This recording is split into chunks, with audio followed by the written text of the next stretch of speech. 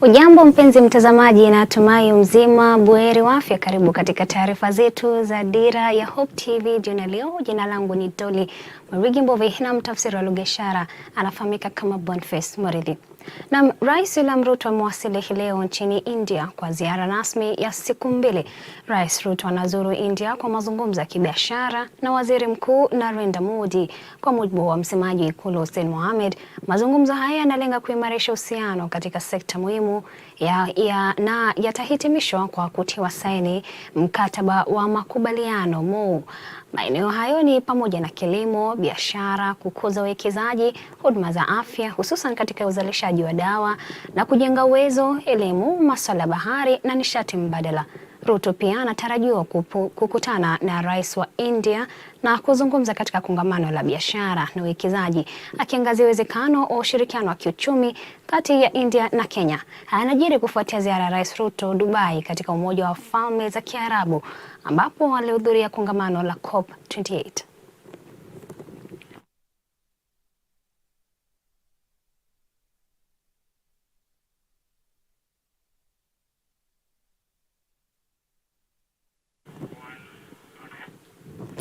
Na baadhi ya wabunge wanaoegemea mrengo wa Kenya Kwanza wamemshutumu kamati ya kitaifa ya mazungumzo yani NADCO kwa kuwapa Wakenya mpango bichi wa kukosa kuangazia masuala muhimu yanayoathiri taifa. Wakiongozwa na mbunge wa Ugenya David Ochieng, wabunge hawa wameelezea kuwa Wakenya walikuwa na matumaini makubwa kwa kamati hiyo iliyokuwa ikiongozwa kwa pamoja na kinara wa Wiper Kalonzo Musyoka na kiongozi wa wengi bungeni Kimani Ichung'wah, lakini wamekata tamaa kwani haikuangazia masuala mengine muhimu yaliyoathiri. Mwanahabari wetu Grace Hati na maelezo zaidi. Zikiwa ni siku 9 tu baada ya kutolewa kwa ripoti ya kamati ya kitaifa NADCO iliyoendesha mchakato wa mazungumzo kati ya serikali na upande wa upinzani, baadhi ya wabunge wanaoegemea mrengo wa Kenya Kwanza wamejitokeza kuikosoa ripoti hiyo, wakiishutumu kamati hiyo kwa kutogusia masuala muhimu yanayoathiri wananchi. Akizungumza katika eneo bunge la Ugenya, mbunge wa Ugenya David Ochieng alidokeza kuwa kamati hiyo ilifeli kuchambua kwa kina swala la ukaguzi wa matokeo ya uchaguzi mkuu uliopita, bali tu ilipendekeza kutathminiwa kwa matokeo hayo. Aidha, mbunge huyo ametoa wito wa kuharakishwa kwa mchakato wa uteuzi wa makamishna wa tume huru ya uchaguzi na mipaka IEBC, huku akisisitiza kuwa viongozi wa Azimio la Umoja na Rais William Ruto wanapaswa kuridhiana ili nchi isonge mbele.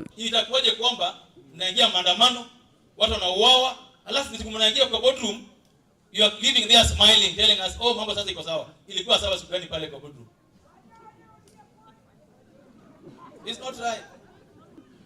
They will come back to you again here in the next few months. Ningependa pia tukubaliane kama watu wa Nyanza kwamba uchaguzi inaweza shindwa We need to now move forward. We have to move forward now.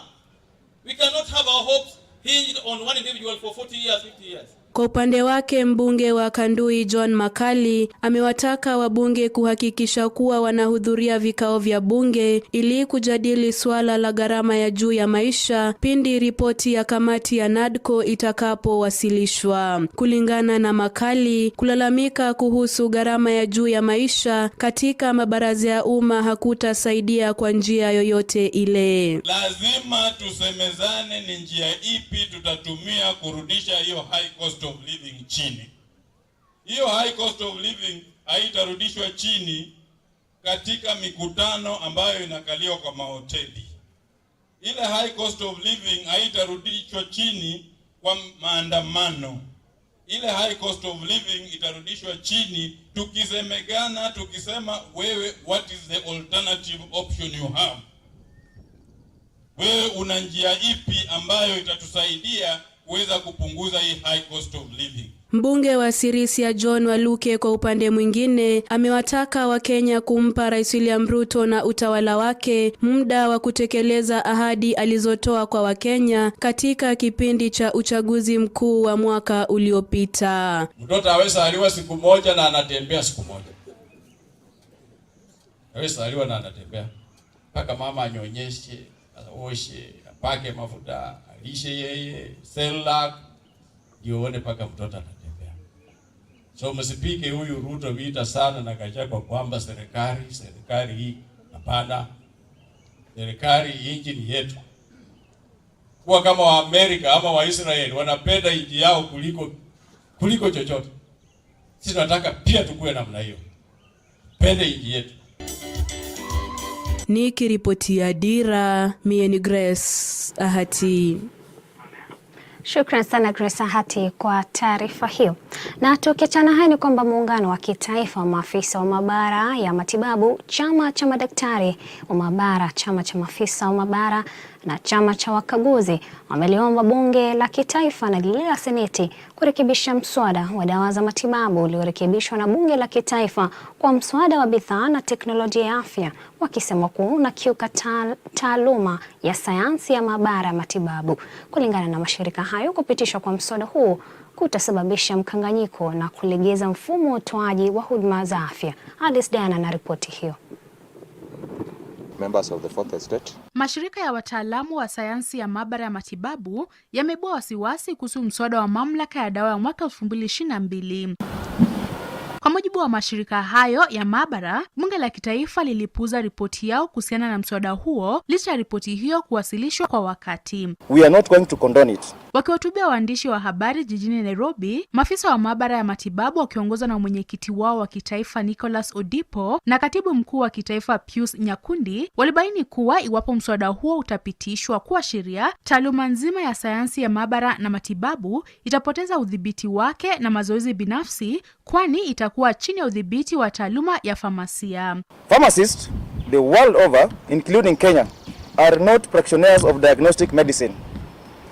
This professional gap will lead to the violation of standards of medical laboratory investigations and analysis, thereby contravening the Constitution of Kenya and endangering the health of the Kenyan citizens and the general public. Maafisa hao pia walisema kuwa vifaa vya maabara ya matibabu ikiwemo kemikali hutumiwa na wataalamu wa sayansi ya maabara ya matibabu kila siku ili kutoa ushahidi wa uwepo au kutokuwepo kwa ugonjwa ambao husaidia katika usimamizi wa kesi, na ni zana za kitaalam ambazo haziwezi kudhibitiwa na wataalamu wengine bila ufahamu wowote wa utendaji wao na matumizi yaliyokusudiwa. There's no way you can go and validate what you are not using.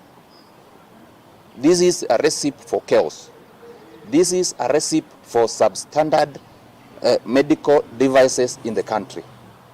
The said bill wants to take everything to the Pharmacy and Poisons Board. From where we stand, what we know, Pharmacy and Poisons Board is only able to regulate drugs only, and not any other medical device. So if you want to tell me that we as medical laboratory professions, we are not able to know whether the microscope that we use is able to give us the right results. That now we are supposed to take that microscope to pharmacy to ascertain that microscope whether it is working or not. It is ambiguous. Mashirika hayo yametoa wito kwa bunge la kitaifa na seneti kutia maanani mapendekezo waliowasilisha. All the medical laboratory science professional bodies hereby represented beseech the Parliament of Kenya, that is the National Assembly and the Senate, to consider the following. Either amend the Kenya Drugs Authority Bill, the Kenya Health Product and Technologies Authority Bill, to exclude in vitro diagnostics, that is medical laboratory reagents and equipments, from its provisions, to avoid the promotion of substandard medical laboratory science practice through substandard diagnostic tools, or provide explicit provisions of scientific validation and verification of in vitro diagnostic in established and certified medical laboratories run by the medical laboratory science professionals to ensure quality, reliability, definite and timely diagnostics. Alice Diana, Dira ya Hope TV. To sit with them. Na huku zaidi ya watu 120 wakiripotiwa kufariki kutokana na mafuriko yanayoshuhudiwa nchini, viongozi mbalimbali wa serikali wakiongozwa na naibu rais Rigathi Gachagua na waziri wa Jumuiya ya Afrika Mashariki Penina Malonza mapema hii leo wamepeana chakula cha msaada kwa familia zilizoathiriwa na mafuriko katika kaunti ya Garissa na Tana River. Nicholas Kivite ametuandalia taarifa hiyo. Familia zilizoathiriwa na mafuriko katika kaunti ya Garissa na Tana River zimepata afueni baada ya viongozi wa serikali ya Kenya Kwanza kuwapa chakula cha msaada na vifaa vingine vya matumizi. Akizungumza katika hafla hiyo, waziri wa Jumuiya ya Afrika Mashariki na maendeleo ya kikanda Penina Malonza amesema kuwa maelfu ya familia katika kaunti hizo mbili yamefaidika na msaada huo. Najua tumeathirika sana na walioathirika ni wamama na watoto. Kwa hivyo leo Mheshimiwa Naibu Rais, najua tumewaletea chakula, tumewaletea mablangeti, tumewaletea hata na majiko. Lakini Mheshimiwa Naibu Rais, naomba kwa hiari yako kama utaguzwa uwapee mapeni kidogo ili wakanunue vitunguu na vitu vingine. Mheshimiwa, hao watu watakushukuru. Tumeweza kuagiza neti za hao wamama.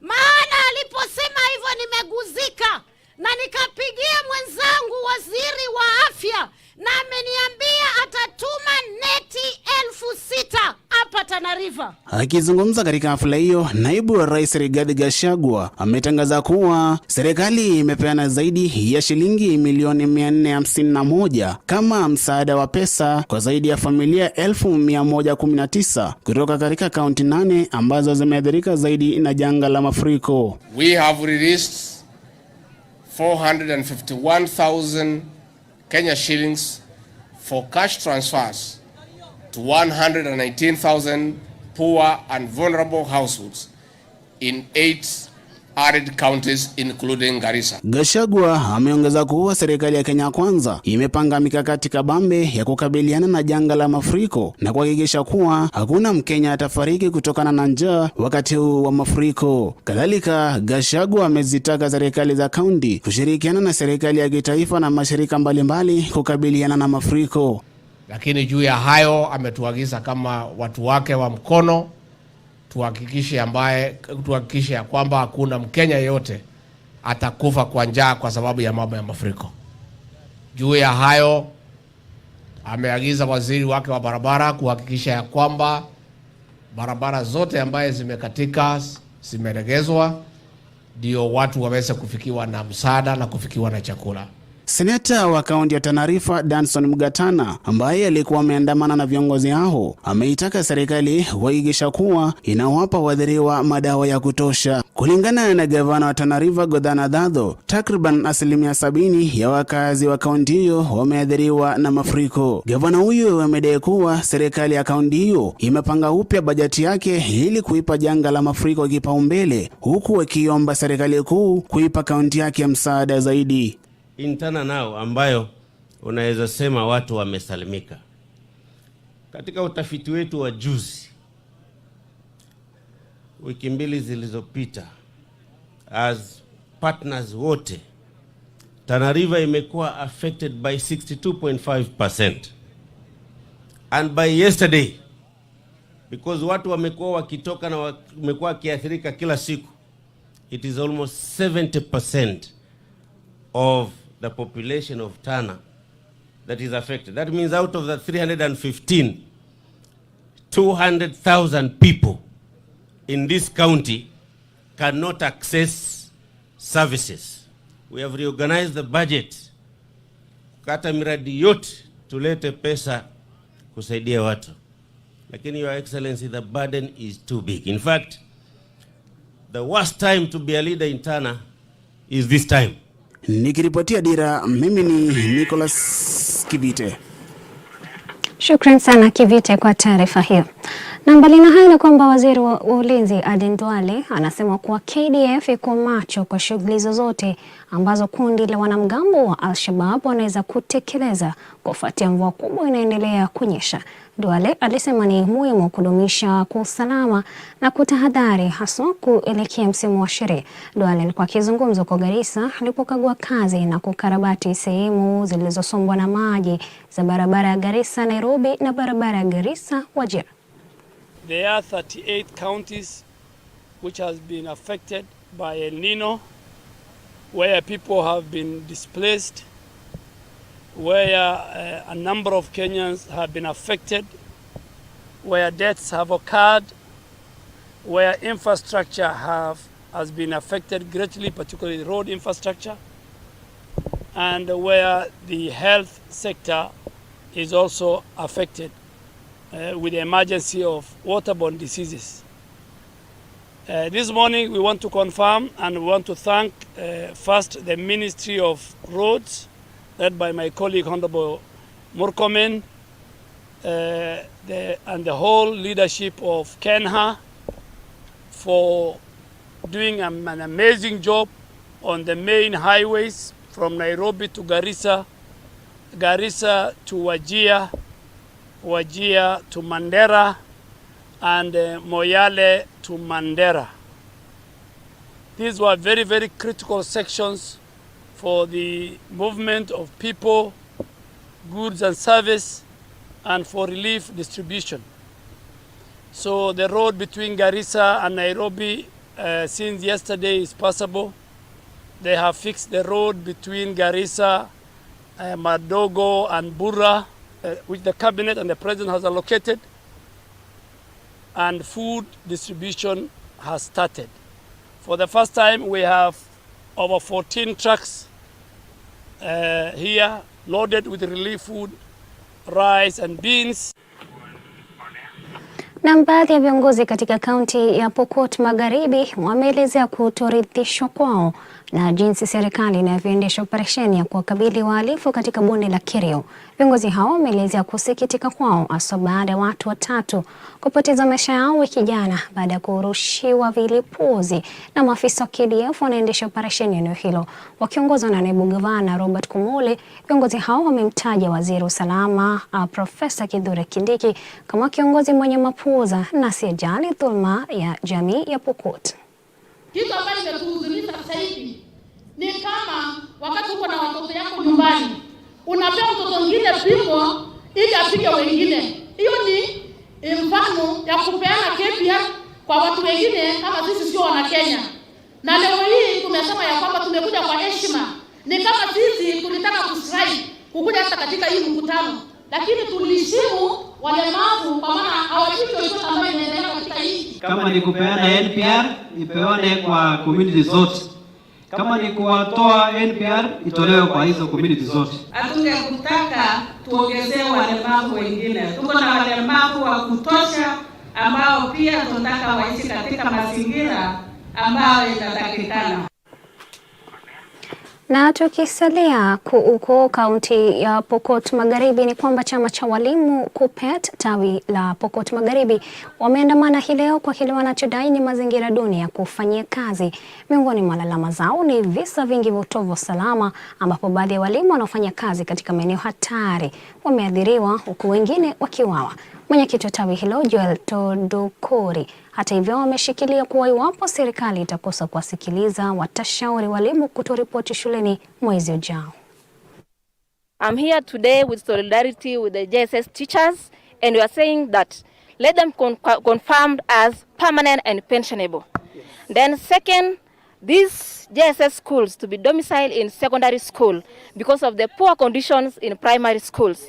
Then also to be paid well because of the cost of living in Kenya today. If the government will not take serious our concerns, I think by January we shall tell our members not to report to schools. Because we don't want our tools until the government listen to our cries. Recently you heard that a JSS student was killed in Sarmaj. Now if a student was killed, do you think the teacher is also safe? So these people are working under very difficult situation. They are working in very insecure areas, and we are telling the government to provide security, not only to JSS teachers, but also to all Kenyans. The government promised us 1 year internship to work in these areas, and we are now seeking our rights. We are coming here to demand for our confirmation as JSS teachers. One, we are not making our life to be the first priority, but we are also working for we are also raising the rights of those kids. We are teaching things that we are not even understanding them. For our case, we are teaching home science, and in home science we have sewing machines, and for our case we don't know even how to handle them. Na bodi ya utalii ya Kenya KTB imetangaza mipango ya kuweka tena Lamu kama kisiwa cha sherehe kwa ajili ya wageni wanaoendelea kuingia katika eneo hilo. Yanajiri kufuatia tamasha la kitamaduni la Lamu lililokuwa na mafanikio makubwa mwishoni mwa juma. Takriban washiriki 30,000 wakiwemo wageni wa kimataifa kutoka Marekani, Uingereza, Ufaransa, Uholanzi, Poland, Italia na Asia, miongoni mwa nchi nyingine, wakishirikia hafla hiyo ya siku 3 iliyoambatana na shughuli mbalimbali zikiwemo mbio za punda, mbio za jahazi, maonyesho ya ngoma na mashindano ya uvuvi. Akihutubia washikadau wa utalii kando ya hafla hiyo, mwenyekiti wa KTB Francis Gishaba alisema kwamba sherehe kadhaa zinazofanyika kisiwani mwaka mzima zina uwezo wa kuvutia wanaofika Lamu kila mara. These islands are connected by boat transport, and it's within 5, 6, 7, 10 minutes. So that would be the likely area that tourism is going to expand in terms of hotel accommodation, in terms of entertainment, in terms of wellness. This morning I was speaking to some of the investors from the Netherlands, and they are already considering putting up a wellness center in Manda Island. The government has also expanded the road between Malindi and Lamu. Of course, we know the road between Mombasa and Malindi is under construction into a dual carriageway. Yesterday we went to the Lamu port, and we saw the road, the Lapset road that links Lamu and Garissa, already under construction. We are told that it's now beyond 70% progress has been made. So this area is going to be linked up not only by air, which is fantastic at the moment, but also by road network. So we are looking at more visitations coming, and as we highlight, we know that the means of arriving here will have been taken care of.